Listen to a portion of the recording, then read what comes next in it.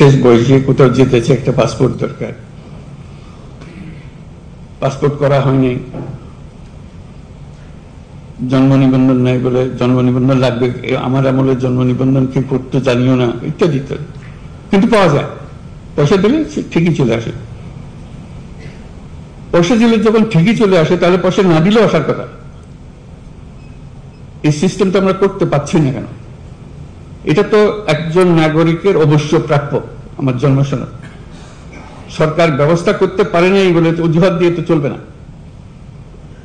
নিশ্চয়ই ব্যবস্থা আছে, কিছু একটা করতে হবে। ওই যে বললাম,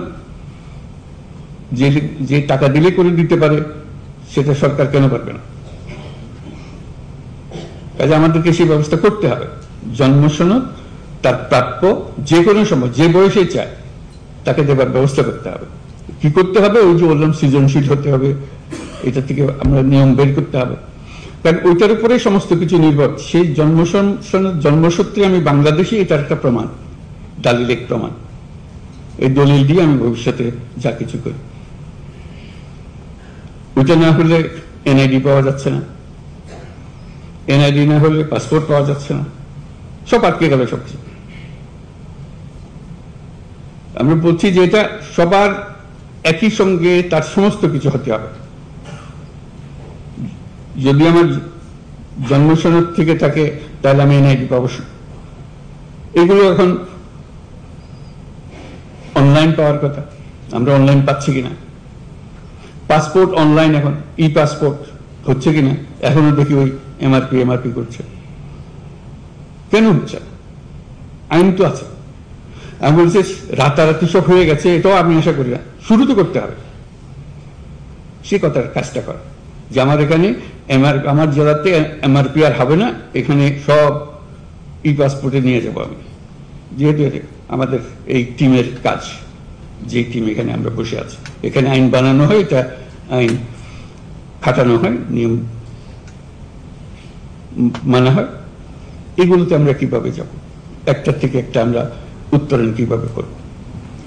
বলছে যে এখন জমি রেজিস্টার করতে পারছে না, অমুক করতে পারছে না, কর দিতে পারছে না, সব এখানে আমরা সব শুনছি যে সব অনলাইনের ব্যবস্থা হয়ে গেছে।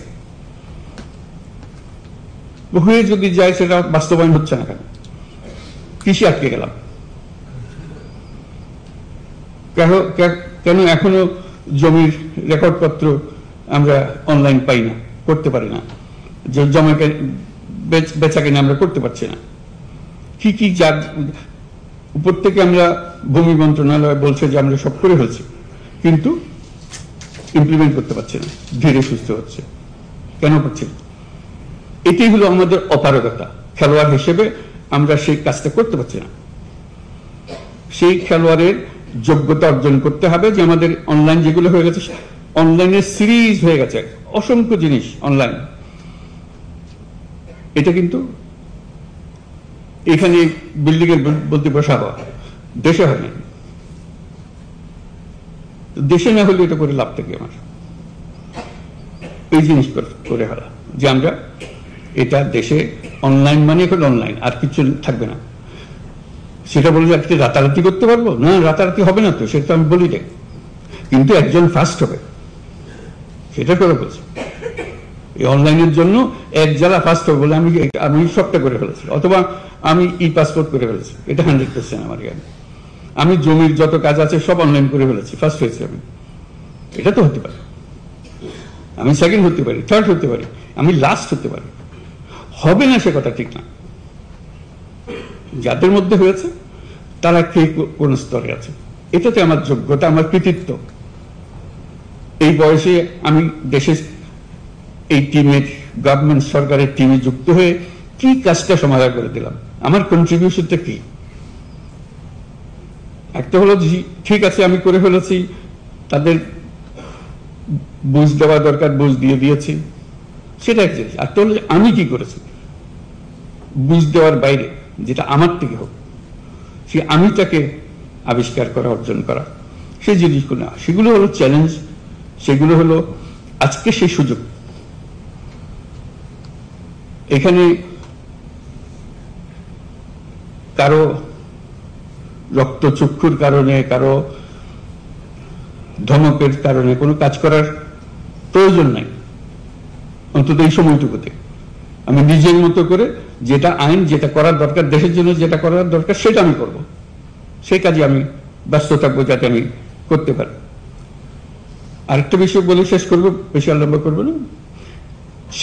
শিক্ষার ব্যাপারে বহু স্তর আছে, আমি ওর মধ্যে যাবো না।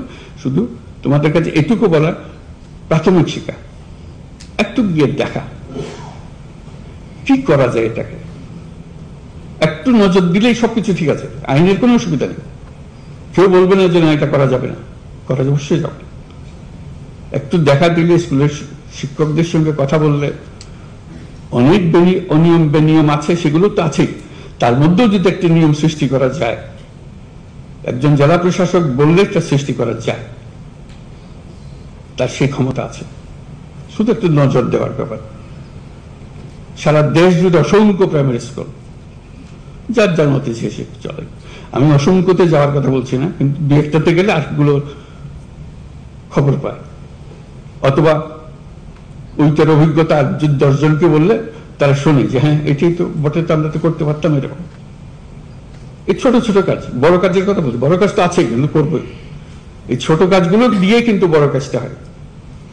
মানুষ বলে যে হ্যাঁ, ওই সবচেয়ে আমাদের সময়, যেমন উনি যখন ডিসি ছিলেন আমাদের এখানে, উনি এই কাজটা করে গেছিলেন। এরকম স্মৃতি আমরা নাগরিকদের কাছ থেকে শুনি। উনি যখন অমুক যখন ডিসি ছিল, উনি এই কাজটা করে দিয়ে গেছিলেন। অবদানটা মানুষ স্মরণ করে, মানুষ বলে না। ওই যে অবদানটা হয়েছে সেটা ব্যক্তিগত, আচ্ছা এটা সরকারের হুকুমে হয়নি, সরকার সবাইকে হুকুম দিছে, কিন্তু এই ব্যক্তিগতভাবে সেটাকে অন্যরকম ভাবে, অন্য ভঙ্গিতে নিয়ে এসছে এবং মানুষের মন জয় করেছে। মানুষ তাকে বহু বছর পরেও স্মরণ করছে, অমুক যখন দিয়েছিলেন তখন আমাদের এটা হয়ে গেছিল। তো সেটি আমাদের সুযোগ। এই যে আমরা অন্তর্বর্তীকালীন সময় আছি, এটা একটা মস্ত বড় সুযোগ। আমাদের হাতে অনেকগুলো কাজ, এবং খুব সহজ কাজ, কঠিন কাজ না। এবং আমি বলছি না 100% করতে হবে, আমি বললাম যে 10% করো, 20% করো, 30% করো, 1 নম্বর হও, 1 নম্বর হওয়ার চেষ্টা করো। কারণ তোমরা তো সবাই একই আইনের মধ্যে, একই পরিস্থিতিতে আছো। 1 নম্বর হওয়ার মধ্যে অনেক আনন্দ। আমি করে ফেলেছি, আমি সবার আগে আমি এটা করে ফেলেছি, এই যে আনন্দটা পা, সে আনন্দ থেকে নিজেকে বঞ্চিত করো না। এই অন্তর্বর্তীকালীন সময় এই সুযোগটা পূর্ণমাত্রায় তোমাদের আছে, আশা করি এটা গ্রহণ করবে। তোমাদের এই আলোচনা এবং এই পরস্পরের যোগাযোগ, এটা আনন্দদায়ক হোক এবং সফল হোক। আমাদের এই অন্তর্বর্তীকালীন সময় আমরা যেটুকু তোমাদের মাধ্যমে করতে পারবো, তোমাদের কারণে আমরাও যেন স্মরণীয় হতে পারি। ওনাদের সময় ডিসি সাহেবরা এই কাজগুলো আমাদের করে দিয়ে গেছিলেন, পরেগুলো আর করেনি। এই কথা বললে তখন মনে হবে যে হ্যাঁ, আমাদের আমলে আমরা ওটুকু বলার কারণে আমরা করিনি, কিন্তু বলেছি, বলার কারণে কাজটা হয়েছে। এগুলো যেন আমরা করতে পারি। আমরা আরেকটা কথা, পাসপোর্টের কথা বলতে মনে হলো, পাসপোর্ট করতে হলে পুলিশ ভেরিফিকেশন লাগে। আমি জিজ্ঞেস করতে আরম্ভ করলাম, অনেকেও হয়তো আগেও করেছে, কারণটা কি? পাসপোর্ট তো আমার নাগরিক অধিকারের একটা অধিকার। আমি চোর না ডাকাত না কি, সেটা ভিন্নভাবে পুলিশ আমার বিচার করবে, কিন্তু আমাকে যে জন্ম সনদ দিয়েছেন সেটাও কোনো পুলিশ ভেরিফিকেশন দিয়ে করেননি। আমাকে এনআইডি দিয়েছেন, সেটাও কোনো পুলিশ ভেরিফিকেশনের জন্য অপেক্ষা করতে হয় না, নাগরিক হিসাবে পেয়েছি, এই দেশের নাগরিক। পাসপোর্টও এই দেশের নাগরিকের একটা পরিচয়পত্র, এখানে পুলিশ ভেরিফিকেশন কোনো লাগবে। আমরা আইন করে দিয়েছি যখন থেকে পুলিশ ভেরিফিকেশন লাগবে না। সে কথাটা গ্রামের গঞ্জে গিয়েছে, যে তালি দেখে মনে হলো এটা পৌঁছে নাই, পৌঁছতে তো এটা হ্যাঁ আমরা জানি, তো এটা আবার বলার দরকার কি? আমার বলার কারণে তালি দেওয়ার অর্থ হলে এটা সুন্দর কাজ হয়েছে, তো তার মানে এই কথা বলে পৌঁছে নেই। অথচ আমরা এখানে সিদ্ধান্ত নিয়ে বসে আছি বেশ কিছুদিন আগে। এই যে দূরত্ব, এটাও যেন না থাকে। এগুলোর কোনো কারণ নেই, বিনা কারণে মানুষ হয়রানি করা, হয়রানি করাটাই যেন আমাদের ধর্ম। সরকার মানেই মানুষকে হয়রানি করা, এটার থেকে উল্টে দেওয়া।